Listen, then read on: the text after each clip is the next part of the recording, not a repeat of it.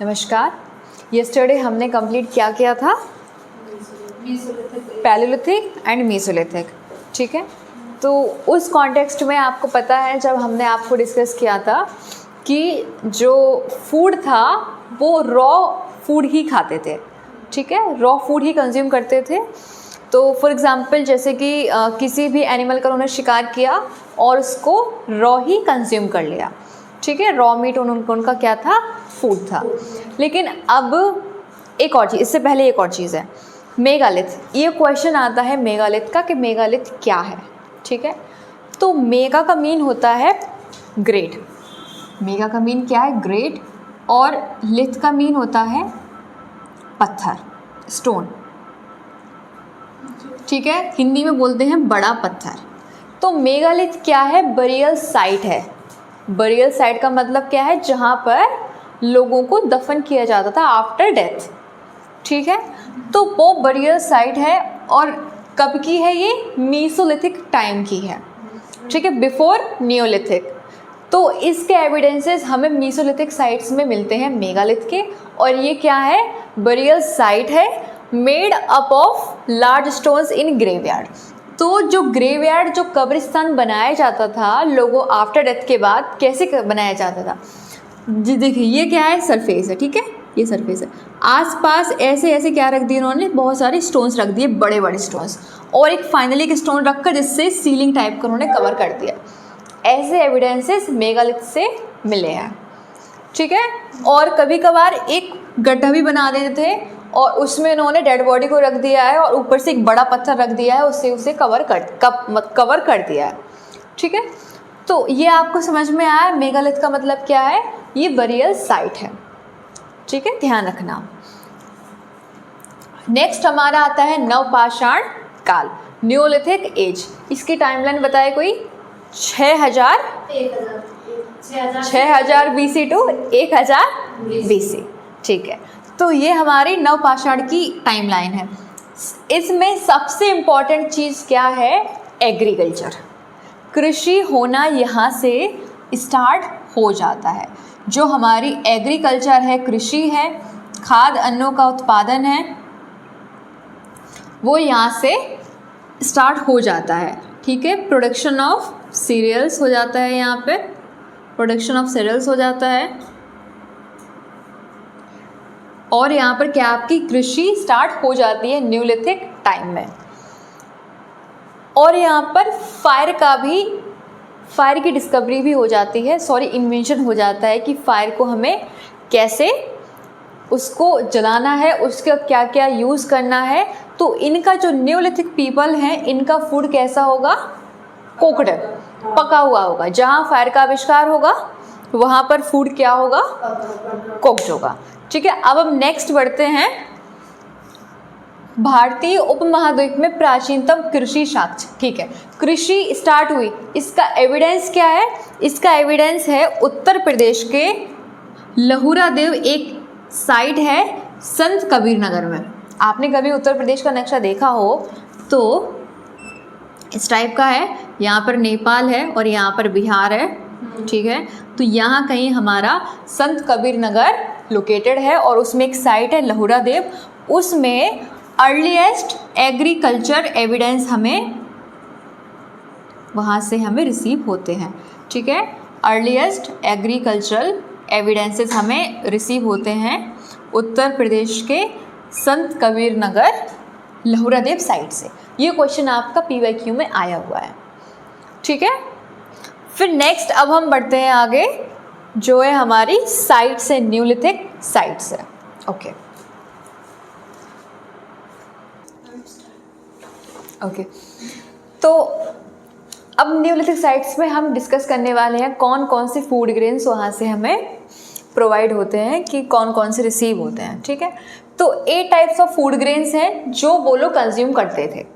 ठीक है, कौन सा है? जौ, बार्ले, गेहूँ, व्हीट, मक्का, मेज, बाजरा, मिलेट, ज्वार, सोरगम, सरसों, मस्टर्ड, जई, ओट, धान, राइस या पैडी। ठीक है, तो ये चीज़ आपको ध्यान रखनी है कि सबसे पहले कौन सा ऐसा खाद्यान्न है जो ह्यूमंस के द्वारा यूज़ किया गया। ये क्वेश्चन आपका कईयों बार आया है। ठीक है। ऑप्शंस होते आपके बार्ले, मेज, मिलेट, सोरघम। आप कंफ्यूज होते ही होते। तो बार्ले है जौ, दोनों में याद रख लो, बार्ले और जो है वो यही फूड ग्रेन ह्यूमंस के द्वारा सबसे पहले यूज़ किया गया है। इसके अर्लीस्ट एविडेंसेस हमें प्रोवाइड होते हैं, ठीक है।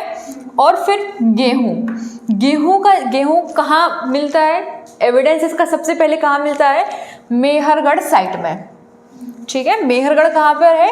बलूचिस्तान इन पाकिस्तान, ठीक है। पाकिस्तान का एक प्रांत है बलूचिस्तान, उसमें है मेहरगढ़ साइट, ठीक है। आउट ऑफ इंडिया में है आज का, अगर इंडिया देखें तो, ठीक है। फिर आता है हमारा राइस और पैडी। जो कोलदिवा साइट है, यहाँ पर हमें किसके साक्ष्य मिलते हैं? पैडी और राइस के, ठीक है। कोलदिवा साइट पर क्या मिलता है हमें? चावल के साक्ष्य मिलते हैं, गेहूं के साक्ष्य मिलते हैं मेहरगढ़ में, ठीक है। ये अर्लीस्ट एविडेंसेस हैं और इतने सारे जो फूड ग्रेन्स हैं 8 टाइप्स के, ये कंज्यूम किए जाते थे उस समय पे, ठीक है। और फिर एक आता है राख के टीले, ऐश माउंट्स। ये कहाँ पर है? कर्नाटक में। ये क्वेश्चन आया था, बताएं ऐश माउंट्स, ये जो है राख के टीले, ये कहाँ पर लोकेटेड है? उस टाइम पे कौन सी साइट्स में थे? तो सबसे पहले आपको ये पता होना चाहिए, न्यूलिथिक साइट का टाइम चल रहा है ये, और कहाँ पर है? कर्नाटक के बेलारी डिस्ट्रिक्ट में संगनकल्लू। ये नाम इंपॉर्टेंट है, कौन सा? संगनकल्लू। ये है आपका कर्नाटक का संगनकल्लू, ठीक है। तो यहाँ पर क्या है? राख के टीले हैं। अब राख के टीले हैं तो आपको समझ में आ रहा होगा कि भाई राख कैसे होगी? जब फायर का उस टाइम पे इन्वेंशन हो गया होगा तभी तो राख बनेगी। तो इसलिए मैंने आपको स्टार्टिंग में बताया था कि न्यूलिथिक टाइम पीरियड तक आते आते आग का आविष्कार हो चुका था और वो अपने मीट को कुक करके भी खाते थे, फूड को कुक कर लेते थे। डोमेस्टिकेशन ऑफ एनिमल्स, इसका मीन हिंदी में क्या है? पशुपालन। पशुपालन मीसोलिथिक टाइम से शुरू हो गया था और न्यूलिथिक टाइम पर फायर भी स्टार्ट हो गई थी, इसीलिए यहाँ पर इनका फूड भी पक्का है। और ऐश माउंट्स कब मिलते हैं? न्यूलिथिक के टाइम पर हमें मिलते हैं राख के टीले। कहाँ मिलते हैं? बेल्लारी डिस्ट्रिक्ट ऑफ कर्नाटक, संगनकल्लू, ठीक है। ये नाम आया था संगनकल्लू, सिर्फ इतना ही याद नहीं करना, कर्नाटक, ठीक है, कर्नाटक के संगनकल्लू में। फिर एक और इम्पॉर्टेंट चीज यहाँ पर देखें, एक साइट है बुरझम। ये साइट कहाँ पर है? जम्मू एंड कश्मीर में, ठीक है। यहाँ से क्या मिलता है? Human skeleton plus dog skeleton और एनिमल स्केलेटन। तो मानव का कंकाल और कुत्ते का कंकाल है, उसके एविडेंसेस मिलते हैं हमें बुरझम से। कैसे मिलते हैं? कि ग्रेवयार्ड है, कब्र है, उसमें ह्यूमन स्केलेटन मिलता है, उसके साथ में डॉग का स्केलेटन मिलता है, ठीक है। मानव कंकाल के साथ में कुत्ते का कंकाल भी वहाँ पर मिलता है। तो वो कहाँ पे है साइट? कश्मीर में, बुरझम इन कश्मीर। एक और साइट है कश्मीर में, गुफ कराल, इसे भी ध्यान रखना है, ये कश्मीर की साइट है, ओके। फिर है हमारी, अब और भी साइट्स देख लें, अब आप पूरी साइट्स देख लें, न्यूलिथिक साइट्स, ठीक है। ये हो गया गुफ कराल, बुरझम, मेहरगढ़ हो चुका है, कोलदिवा, चिरांद। जो हमारी ये साइट है चिरांद, ये कहाँ पर है? ये नेपाल के पास में है, यूपी बिहार के साइड में है, ठीक है। लोकेशन ध्यान कर लीजिएगा।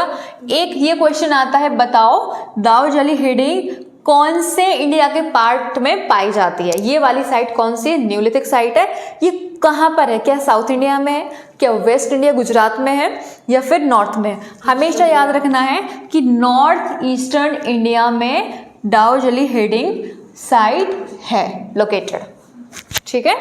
फिर क्वेश्चन भी आएगा पय्यमपल्ली साइट। तो पय्यमपल्ली आपका साउथ इंडिया में है, तमिलनाडु वाला क्षेत्र है, वो है आपका पय्यमपल्ली, ओके।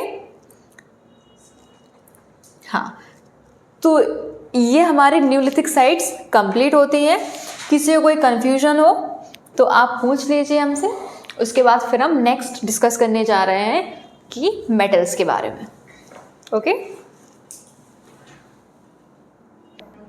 हाँ, ठीक है। अब हम बात करते हैं चाल्कोलिथिक एज, ठीक है। कॉपर एज कहते हैं इसे, कौन सी एज कहते हैं?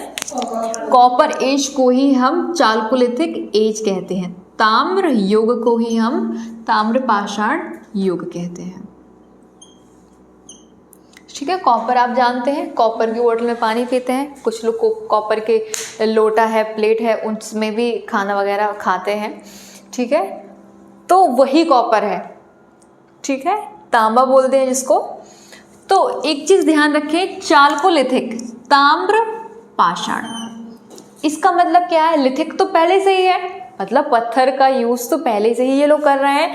अब यहाँ पर उन्होंने मेटल का भी यूज़ करना स्टार्ट कर दिया। ताम्र क्या है? मेटल है, मेटल मतलब धातु है। ठीक है, तो ये कॉपर प्लस स्टोन,